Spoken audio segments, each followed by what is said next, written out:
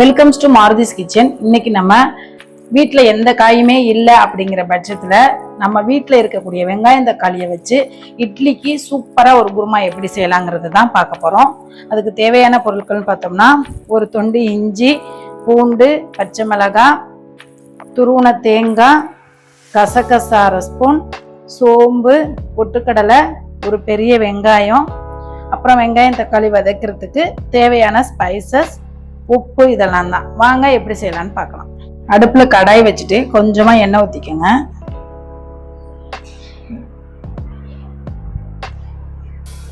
எண்ணெய் நல்லா காயட்டும். எண்ணெய் காஞ்சதும் ஒரு 2-3 துண்டு இஞ்சி,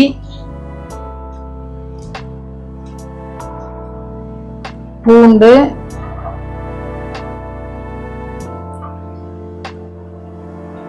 நல்லா பெருசு பெருசா கட் பண்ண ஒரு பெரிய வெங்காயம்,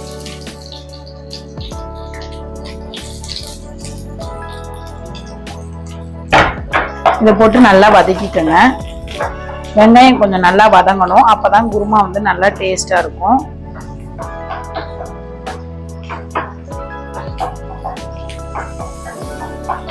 வெங்காயம் வதங்கிக்கிட்டு இருக்கும் பொழுதே பச்சை மிளகாய் சேர்த்துக்கலாம். நம்ம இந்த குருமாவுக்கு மிளகாய் பொடி இதெல்லாம் யூஸ் பண்ண போறது இல்லை, பச்சை மிளகாயில உள்ள காரம் மட்டும்தான். அதனால உங்களுக்கு எந்த அளவுக்கு காரம் வேணுமோ சேர்த்துக்கோங்க. நான் இன்னைக்கு 4 சின்ன பச்சை மிளகாய் சேர்த்துருக்கேன். இந்த பச்சை மிளகாயும் நல்லா வதக்கிக்கலாம்.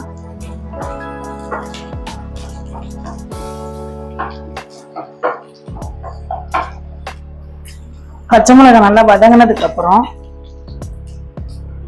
1 ஸ்பூன் சோம்பு, 1 ஸ்பூன் கசகசா சேர்த்து லைட்டா பரட்டிட்டு, நம்ம இன்னைக்கு ஒரு மூடி தேங்காய் எடுத்து துருவி வச்சிருக்கோம், அதை இதோட சேர்த்துக்கோங்க. இதெல்லாம் ரொம்ப வதங்கணும்னு அவசியம் இல்லை, சும்மா லைட்டா வதங்கினா போதும். இந்த ஸ்டேஜ்ல முந்திரி பருப்பு கிரீமியா இருக்கணுங்கிறதுக்காக முந்திரி பருப்பு இருந்தா முந்திரி பருப்பு சேர்த்துக்கலாம். சப்போஸ் நம்ம வீட்டுல முந்திரி பருப்பு இல்லைங்கிற பட்சத்துல 1 ஸ்பூன் பொட்டுக்கடலை சேர்த்துக்கோங்க.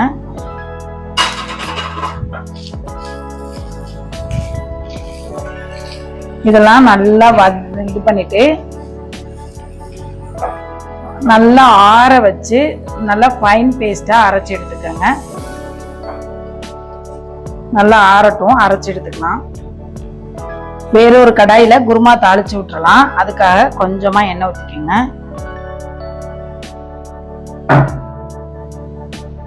எண்ணெய் காஞ்சதும்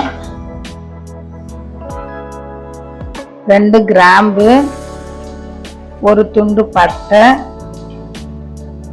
2 ஏலக்காய், 1 ஸ்டார் பூ, 1 பிரியாணி இலை, கொஞ்சமா கடல் பாசி. கடல் பாசி கண்டிப்பா சேர்த்துக்கோங்க, ஏன்னா குருமாவுக்கு கடல் பாசி சேர்த்தாதான் நல்லா ஃப்ளேவரா இருக்கும். 1/2 ஸ்பூன் சோம்பு. இதெல்லாம் போட்டு நல்லா பொரிய விட்டுக்கலாம். இதெல்லாம் நல்லா பொரிஞ்சு வந்ததும் ஒரு 1/2 பெரிய வெங்காயம் எடுத்து கட் பண்ணி வச்சிருக்கேன், அதை இது கூட சேர்த்துக்கலாம்.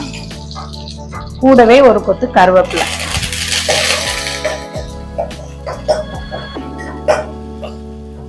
சேர்த்துட்டு நல்லா வதக்கி விட்டுக்கோங்க.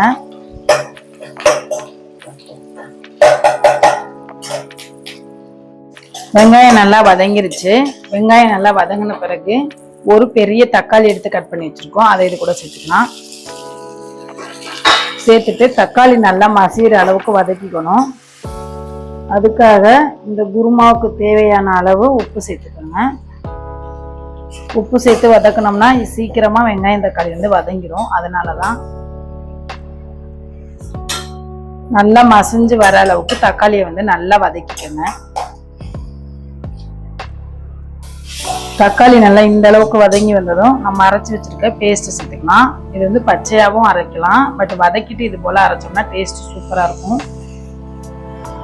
இந்த பேஸ்ட் சேர்த்துட்டு லைட்டா வதக்கிக்கோங்க, கெட்டியாயிடும். அதனால கொஞ்சமா தண்ணி சேர்த்து நமக்கு எந்த அளவுக்கு குருமா தேவையோ அந்த அளவுக்கு தண்ணி சேர்த்துக்கோங்க.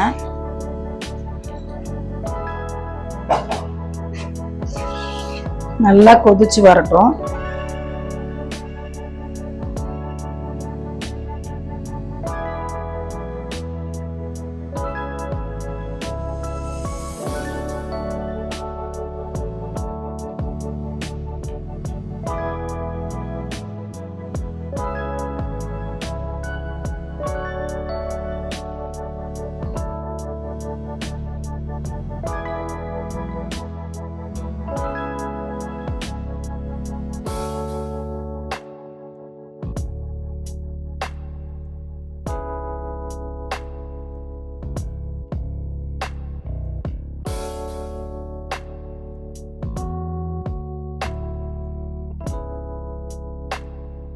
to the world the Lord is come. Let earth receive her King. Let every heart prepare him room. And heaven and nature sing, and heaven and nature sing, and heaven and nature sing.